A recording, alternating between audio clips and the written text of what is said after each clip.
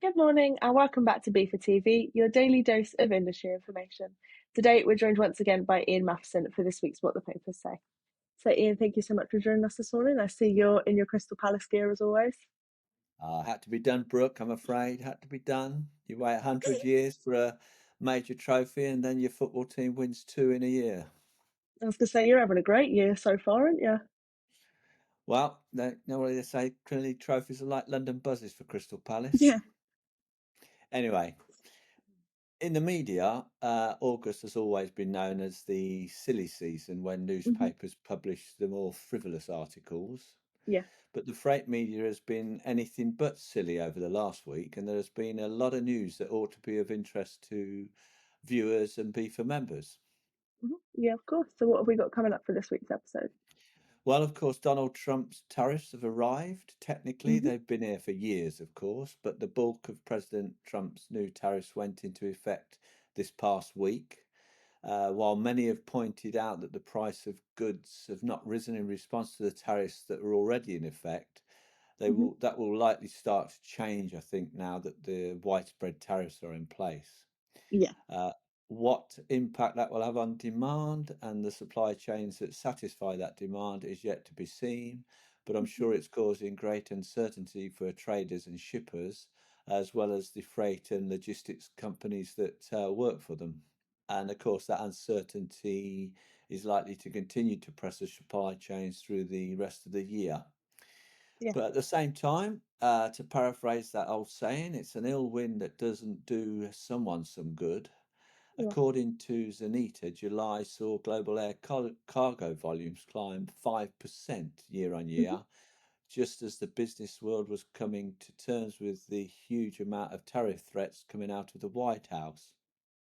Yeah, and I know that contrast with the figures that IATA produced, it was what they showed 0.8% year on year growth in that month, didn't they? That was for June, yeah, Yeah. absolutely. But you have to bear in mind, Zanata is quick to throw cold water on the surge in air freight. It's said that whilst the growth in July will come as a pleasant surprise to many, it's not the consequence of increased trade. It's Mm. basically, they think it's a sign of creative ways that companies are trying to circumvent the cost of the tariffs. Right, okay. So when we're looking at that, are cargo rates, are they skyrocketing? No, not quite, Brooke. Rates fell but have now stabilised. Hmm. Global air cargo spot rates declined for a third straight month in July, falling 2% year on year to 2.55 dollars per kilo. Right, okay. I guess that's something that we've got to monitor, especially as we get towards the end of the year. That's right, Brooke. But notably, the gap between seasonal rates, which are valid for over 1 month, and Hmm. spot rates, which are valid for up to 1 month, has widened from 5 cents below spot rate in late May to more than 20 cents below the rate by the end of July. And I think that indicates subdued midterm confidence, according to Zanita. Yeah, of course. So what else have we got?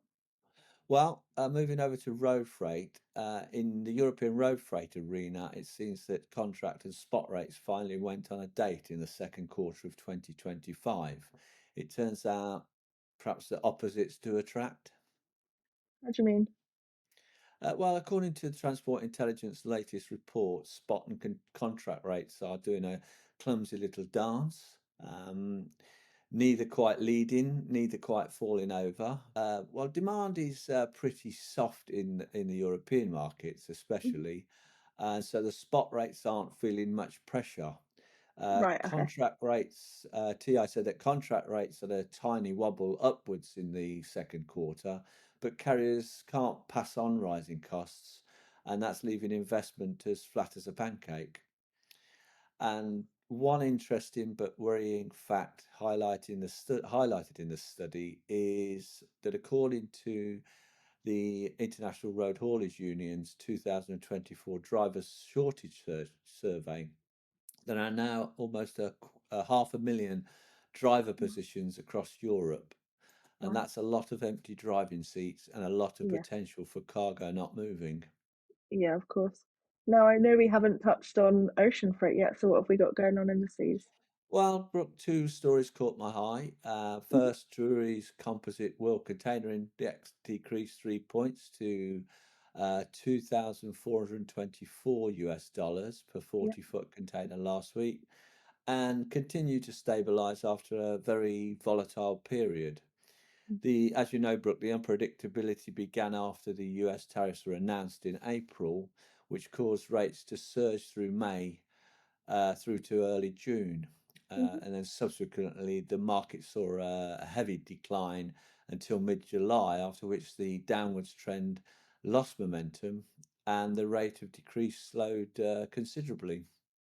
From what I've read as well, I know that jury they're expecting that supply chain balance. They're looking at it weakening towards the end of the year, aren't they? Yeah, and that will cause the spot rates to contract. Yeah, But of course. another example from the ocean shipping environment about how unpredictability can influence shipping services came in the form of Typhoon May. Yeah. Though it was relatively weak, it caused the temporary closure of Shanghai and Ningbo ports, resulting in over 1 million TEU being Mm. delayed across the Yangtze River Delta. Yeah. Linealytica reported heavy congestion at anchorages, whilst a freight forwarder noted delays of up to a week due to suspended operations and flooding. Mm. And the shipping line Hapag-Lloyd advised delays of 2 to 4 days in major Chinese ports. Mm. And I know that in the report you sent, there were a couple of developments in this area that our members will be interested in, weren't there? That's right. I thought try and introduce a few more of the service developments that your members Mhm. might be interested in using, and there are a couple this week that I spotted. Samskip, the short sea shipping company, they've got a new Moroccan reefer service that they say will Yeah. provide direct weekly sailings between Agadir and Casablanca in Morocco, Hmm. through to Thamesport and Rotterdam in the UK. I understand it's designed specifically for shipments of fresh products from the African country to markets across Europe. And then in the air freight environment, the Indian airline Indigo, which flies belly hold cargo as well as passengers, is stretching its wings by launching long haul routes like Mumbai and Hmm. probably more of interest to UK viewers. They're going to be flying from London Heathrow with the roomy Dreamliners in the future. Right. Okay. And Hmm. of course, that means additional options for any viewers moving cargo between the two countries. Hmm. That's great, Ian. Thanks for the roundup of the industry news. Is there anything else that you've got for this week?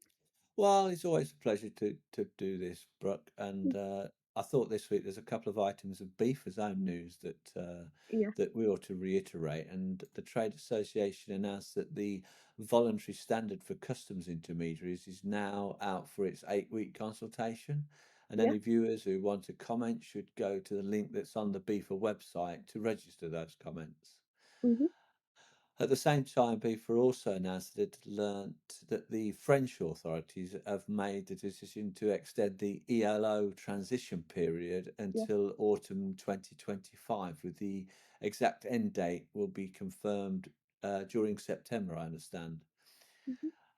For readers of a certain age or for viewers of a certain age, the ELO isn't, of course, the Electric Light Orchestra, but the obligatory logistics envelope. Hmm. For more information on what that means to viewers, read the article on BIFA's website, I suggest. Yep, of course, we'll pop the link to that in the description. So, is there anything else that you want to say to our viewers before we close out for today? Oh yeah, Brooke, just to reiterate to them that BIFA's Freight Service Awards now are open for entries. Yeah. They're now in their 37th year Hmm. and open to all full trading and probationary members. And they really are a great way to showcase some of the excellent work that they do. Yeah, of course. And if any of our members are interested, how can they enter?